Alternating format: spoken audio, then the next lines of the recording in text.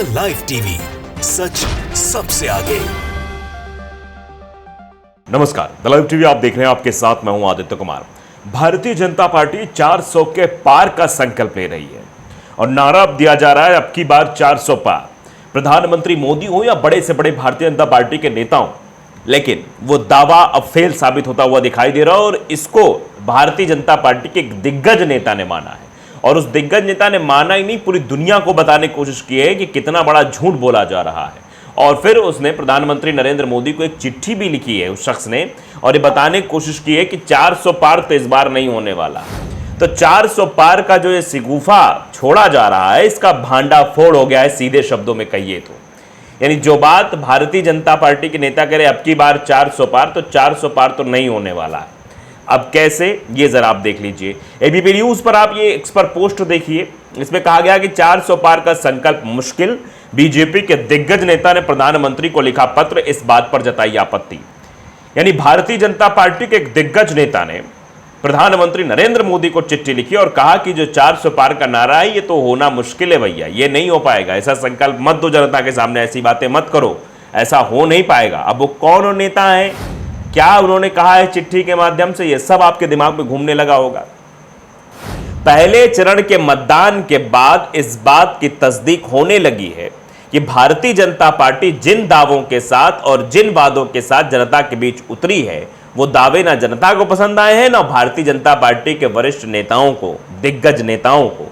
उनको ये लग गया है कि इस बार जो ये नारा दिया जा रहा है, इस बार जो प्लानिंग लेके चली जा रही है, वो प्लानिंग बहुत मुश्किल में पड़ने वाली है। पीएम मोदी को लिखी इस चिट्ठी में बीजेपी नेता ने कहा कि कानपुर से बीजेपी प्रत्याशी रमेश अवस्थी की कार्यकर्ताओं में पहचान ही नहीं है। उन्होंने पार्टी में क्या योगदान दिया जिसको प्रत्याशी बना दिया है? भारतीय जनता पार्टी ने ऐसे ऐसे लोगों को प्रत्याशी बना दिया जिनका राजनीति क्या, आम जनमानस के बीच भी कोई योगदान नहीं रहा है। लोग मथुरा को लेकर भी सवाल उठाते, लोग मेरठ को लेकर भी सवाल उठा रहे हैं कि किस तरीके से मथुरा में सिर्फ गेहूं कटाई के दरमियान, वो भी चुनाव के दरमियान, गेहूं कटाई करने हेमा मालिनी आ जाती, इसके अलावा नहीं आती। लोग ऐसा कहते हैं, लोगों का रिएक्शन है। खैर चलिए अब धीरे धीरे खबर की ओर आगे बढ़ते हैं। लोकसभा चुनाव के पहले चरण का मतदान संपन्न हो गया है।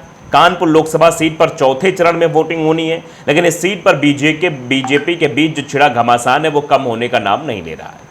कानपुर सीट पर बीजेपी ने नए चेहरे रमेश अवस्थी पर दांव लगाया। रमेश अवस्थी को चुनावी मैदान में उतारा और सोचा है कि रमेश अवस्थी पर दांव लगा के इस बार का लोकसभा चुनाव अपने खेमे में कर लिया जाएगा।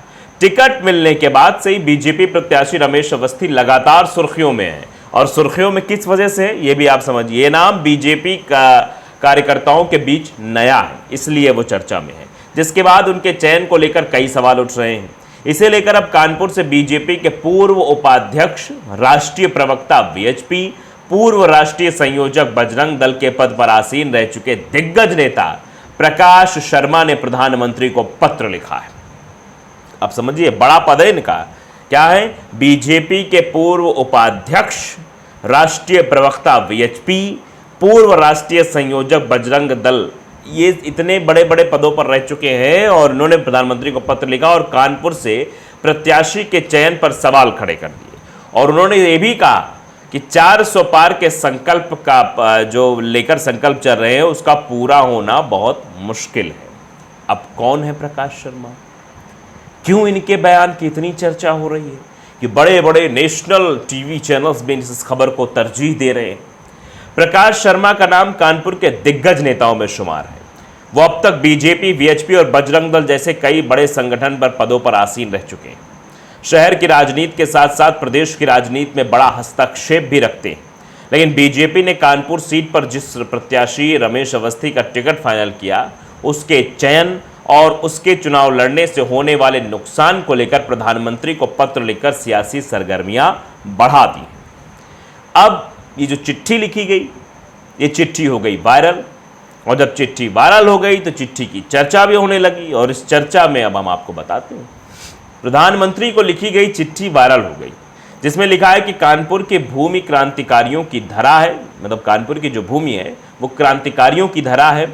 यहाँ इस भूमि से जनसंघ से लेकर बीजेपी की जमीन तैयार हुई है। यहाँ पार्टी ने ऐसे ऐसे प्रत्याशियों को मैदान में उतार दिया है जिसकी पहचान कार्यकर्ताओं के बीच भी नहीं है। यानी कार्यकर्ता भी जिसको नहीं पहचानते, नहीं जानते, उसको चुनावी मैदान में उतार दिया है। कार्यकर्ता और यहाँ के नेता को यह भी नहीं पता कि रमेश अवस्थी ने कब बीजेपी की सदस्यता ली और कब उन्होंने पार्टी में क्या योगदान दिया। उन्होंने लिखा, क्या कानपुर की धरा कार्यकर्ता विहीन हो गई है? ये सवाल है, क्योंकि कार्यकर्ताओं को तवज्जो ना दिया जाना, कार्यकर्ताओं को टिकट ना दिया जाना, ये अपने आप में बताता है कि कार्यकर्ता नाराज हैं। पार्टी के कार्यकर्ता निराश हैं और अंदर ही अंदर सुलग रहे हैं, और जब सुलग रहे हैं तो जब आग पकड़ेगी तो कितना भयंकर होगा ये भारतीय जनता पार्टी समझ सकती है। अगर ऐसा ही रहा तो प्रधानमंत्री जी, आपका 400 पार का संकल्प अधूरा रह जाएगा। कानपुर सीट से बीजेपी प्रत्याशी रमेश अवस्थी आज नामांकन भरेंगे। इस दौरान डिप्टी सीएम केशव प्रसाद भी वहां मौजूद रहेंगे। लेकिन इससे पहले इस चिट्ठी को लेकर जो घमासान छिड़ गया है, वो बगावत और आपसी कलह से बीजेपी के लिए मुश्किल बड़ी हुई है। अब सुनिए, बीजेपी अब क्या करेगी, क्या नहीं करेगी, उसके सामने एक बहुत बड़ा बवंडर खड़ा हो गया है। क्योंकि वो जैसा सोच रही थी कि हम जब चाहेंगे, जहां चाहेंगे अपने हिसाब से प्रत्याशी उतार लेंगे, तो ऐसा संभव नहीं है। अब विरोध हो गया है। अब देखिए लोग इस पर क्या कह रहे हैं। शिल्पी परिहार लिख रही, ओह माय गॉड, ये क्या हो गया, अरे बाप रे, अरे भगवान, ओह माय गॉड, अरे मेरे भगवान। मतलब भारतीय जनता पार्टी की पोल और भारतीय जनता पार्टी के नारे की पोल भारतीय जनता पार्टी के एक दिग्गज नेता ने खोल दी है। इससे ही आप अंदाजा लगा सकते हैं मामला क्या है। पंकज भी लिखते हैं कि तो अभी दिखने लगा ट्रेलर, अभी पूरी पिक्चर बाकी है। कहा जा रहा है कि अभी तो भैया ये ट्रेलर दिखाई दे रहा, अभी पूरी पिक्चर बाकी है। देखिए महेंद्र सिंह है, वो लिखते हैं कि 150 प्लस बस राहुल गांधी सही कह रहे थे, वो झूठ नहीं बोलते शायद। यानी राहुल गांधी ने अखिलेश यादव के साथ जब प्रेस कॉन्फ्रेंस की थी तो उस दरमियान कहा था कि पहले तो मैं सोच रहा था 180 तक भारतीय जनता पार्टी चली जाएगी, लेकिन अब मैं कह रहा हूं कि 150 सीटें, और जैसे जैसे चुनाव नज़दीक आएगा वैसे वैसे चीज़ें और भी बिगड़ती चली जाएंगी। अब देखिए त्रिलोक लिखते, मोदी पर 360 डिग्री घूमने वाला है ये बयान। बीजेपी के शीर्ष नेता ने पत्र लिखकर ये कहा, मोदी जी जवाब दो। अब आप समझिए। रिजवान अहमद भी इस पर लिख रहे हैं, कानपुर की सीट कांग्रेस कम से कम 3 लाख वोट से जीत रही है, इसी बात से बीजेपी में मच गई है खलबली। यानी भारतीय जनता पार्टी के नेताओं में खलबली का सबसे अहम कारण है ये सीट जो है वो कांग्रेस के खाते में जा रही है। डॉक्टर फैजाल हुसैन लिख रहे हैं, हवा निकल गई भाजपाइयों की इस बार, हर गांव में भगाए जा रहे हैं, कोई सीधे मुंह बात तक नहीं कर रहा है। वैसे इस तरीके की तस्वीरें तो कई वायरल हो रही है। भारतीय जनता पार्टी के नेताओं को गांव से भगाया जा रहा है, उनकी सुनी भी नहीं जा रही है। उपेंद्र सिंह बघेल लिखते हैं कि 400 के चक्कर में लोग वोट देने घर से नहीं निकल रहे हैं। कल प्रथम चरण में 61% वोटिंग हुई, लोग कह रहे हैं चाहे हम वोट दें या ना दें, ईवीएम सेट है, 400 तो आएंगे। मतलब आप ये भी समझिए, लोग इस तरीके से भी रिएक्शन कर रहे हैं।